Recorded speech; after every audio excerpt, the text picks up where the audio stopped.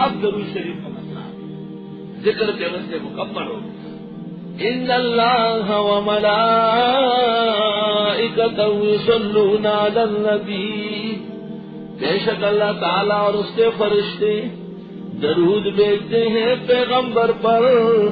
یا ایھا الذین آمنوا، اے مسلمانوں، صلو علیہ وسلموا تسلیما، درود بھیجو حضرت پر و سلام پڑھو ان پر. بے شک اللہ اور اس کے فرشتے، اللہ رحمتوں کی بارش فرماتے ہیں اور فرشتے پیغمبر کے احترام اور تکریم بجا لاتے ہیں.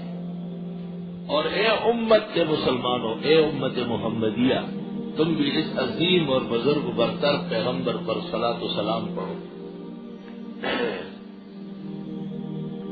یہاں تفصیل تو بہت زیادہ ہے، اور میں نے احسن التسلیم فیما احدث من الصلاۃ والتسلیم، یعنی بدعتیوں کا مبتدعانہ درود و سلام کی شرعی حیثیت، بدعتیوں کے درود و سلام کی شرعی حیثیت، یہ اس کا اردو میں نام ہے.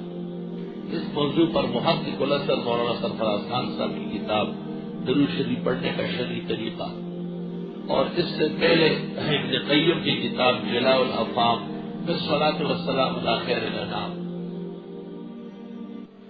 اور شمس الدین صحاوی کی کتاب القول المدید فی الصلاۃ علی الحبیب الشفیع. یہ اہم مہم کتاب امت کے پاس پہلے سے موجود ہے. درود شریف عمر بھر میں ایک مرتبہ پڑھنا یہ فرض ہے، جیسے لا الہ الا اللہ محمد الرسول اللہ ایک مرتبہ پڑھنا فرض ہے. اور حضرت پر کثرت سے درود پڑھنا باعث ثواب، اللہ کو راضی کرنا اور اپنے اعمال کو درست کرنا اور انجام کی بہتری کے لیے تیر بہدف نسخہ ہے.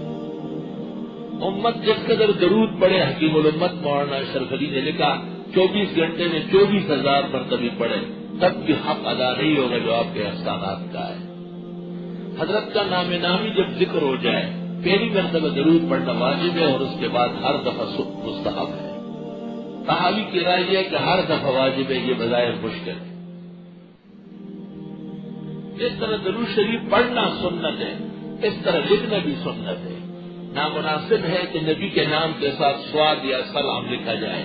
محدث بنوری نے معارف السنن میں حافظ عراقی کے حوالے سے لکھا ہے، قیل اول من رمز قطعت یدہ، سب سے پہلے جس نے حضرت کے نام کے کو چھوٹا کیا اور اشاروں میں لکھا اور صلی اللہ علیہ وسلم سے پرہیز کیا، اس کا ہاتھ کاٹا گیا.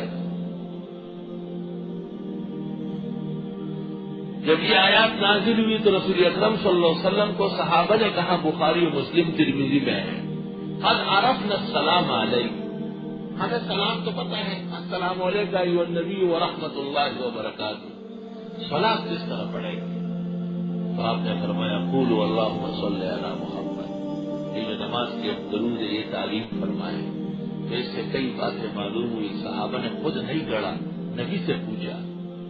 سنت طریقہ شریعت سے پوچھنا ہے، اور حضرت نے اختیار بنانے کا نہیں دیا، خود ارشاد فرمایا.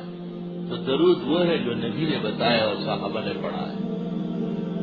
علماء لکھتے ہیں کہ اس کے ہم حکم اس طرز پر سیدھے وہ بھی جائز ہے، جس کو کہتے ہیں علماء فی حکم ما ورد الاثر، فی حکم ما ورد الاثر. اس کی علامت یہ ہے کہ اس میں اللہ سے مطالبہ ہوگا، اللہم صلی اللہ علیہ یا رب صلی، لیکن الصلاۃ والسلام علیک یا رسول اللہ، یا حبیب اللہ، یا نبی اللہ، یا شفیع المذنبین. یہ الفاظ نبی نے عمر بھر نہ فرمائے ہیں نہ سنے ہیں، صحابہ کرام نے زندگی بھر نہ پڑھے ہیں نہ سنے ہیں. تابعین و اتباع تابعین، محدثین و فقہاء اور مجتہدین کے ہاں یہ الفاظ نہیں ہیں، یہ 656 سال بعد گھڑے گئے ہیں. جس طرح الصلاۃ والسلام علیک یا رسول اللہ غلط ہے، اس طرح الصلاۃ والسلام علی رسول اللہ بھی غلط ہے. روح المعانی میں لکھا ہے وہذا لا یجزئ اتفاقا، اس پر اتفاق ہے کہ یہ ناجائز ہے، کیونکہ اس میں اللہ تعالیٰ سے مطالبہ نہیں ہے. وجہ یہ لکھی ہے کہ جب اللہ خود درود بھیجا ہے تو ہم کیسے بھیجیں؟ ہم اللہ سے کہتے ہیں یا رب صلی وسلم، صلی اللہ علیہ وسلم، اللہم صلی علی محمد۔ اس کے قریب قریب کے الفاظ بھی احادیث میں وارد ہیں۔ پسندیدہ بات یہ ہے کہ جو درود و سلام نماز میں ہے یہ سب سے افضل ترین ہے، یہ پڑھا جائے۔ 40 سال زندگی تمام کتابیں دیکھنے میں گزری ہے اور شاید 1200 سے زیادہ کتابیں درود و سلام کی دیکھی ہے۔ تمام امت متفق ہے کہ صحابہ و تابعین، فقہاء و مجتہدین، محدثین و مفسرین، اولیاء اور علماء جب روز رسول پر آتے ہیں تو یہی سلام پڑھتے جو نماز میں ہے، السلام علیکم ایھا النبی ورحمۃ اللہ وبرکاتہ، اللہم صلی علی محمد وعلی آل محمد کما صلیت علی ابراہیم وعلی آل ابراہیم انک حمید مجید، اللہم بارک علی محمد وعلی آل محمد کما بارکت علی ابراہیم وعلی آل ابراہیم انک حمید مجید۔ حدیث شریف میں ہے کہ صلاۃ و سلام زیادہ پڑھا کرو، اکثر علیہ من صلاۃ۔ ایک حدیث میں ہے کہ سعادت مند وہ ہے جو درود و سلام پہ، اور ایک حدیث میں ہے کہ تم میں سے میرے نزدیک قیامت کے دن وہی ہوگا اور تم میں وہ شفاعت کا حقدار ہوگا جس نے مجھ پر بہت زیادہ صلاۃ و سلام وہ ہے جو آپ نے بیان کیا، جو لوگوں نے بنایا اس کا تو ثبوت مشکل ہے، تو اس کا اجر کہاں ملے گا؟ باقی تفصیلات کے لیے احسن التسلیم دیکھنا۔ ان الذین یؤذون اللہ ورسولہ، بے شک جو لوگ ایذا پہنچاتے ہیں اللہ اس کے رسول کو، یعنی خلاف سنت درود پڑھتے ہیں، یہ ایذا پہنچانا ہے۔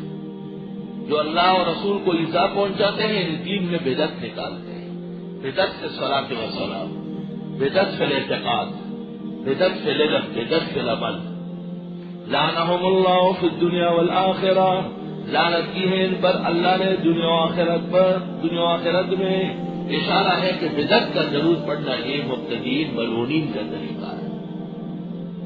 فأعد لهم عذابا مہینا، تیار کیا ان کے لیے عذاب رسوا کن۔ بعض علماء ساتھی ہمارے کہتے ہیں کہ روز رسول پر کیا پڑھیں گے۔ وفاء الوفا میں سمہودی نے لکھا ہے کہ وہ صحابہ کرام روز رسول پر بھی نماز والا سلام اور درود پڑھتے تھے۔ ہدایت تک یہ الفاظ نہیں ہے جو نور النظام میں ہے، ہدایت کے بعد ایجاد ہوئے اور فقہ ہدایت پر مکمل ہو چکا ہے۔ درست بات یہ ہے کہ ہمارے بزرگوں کی کتابوں میں روز رسول میں جو درود السلام لکھا ہے وہ بھی محل نظر ہے، وہ بھی قابل احترام ہے، کیونکہ یہ نہ صحابہ نے پڑھا، نہ تابعین نے، نہ فقہ میں، نہ اجتہاد میں۔ 1000 سال بعد حسن ابن علی شر النبلالی نور النظام والا ہے، اور پھر زبدہ میں اور ملا علی قاری اور سب لوگوں نے جمع کیے ہیں۔ یہ بہت بات کی چیز، لم یثبت ثبوت نہیں ہے اس کا۔ والذین یؤذون المؤمنین والمؤمنات، وہ لوگ جو تکلیف پہنچاتے مسلمان مرد اور عورتوں کو بغیر مکتسب، بغیر ان کے کچھ کیے کہ فقد احتملوا بہتانا و اثما مبینا، بس یہ اٹھاتے ہیں بہتان اور گناہ واضح۔ مسلمانوں نے کوئی جرم نہیں کیا اور آپ ان پر لگا رہے ہیں۔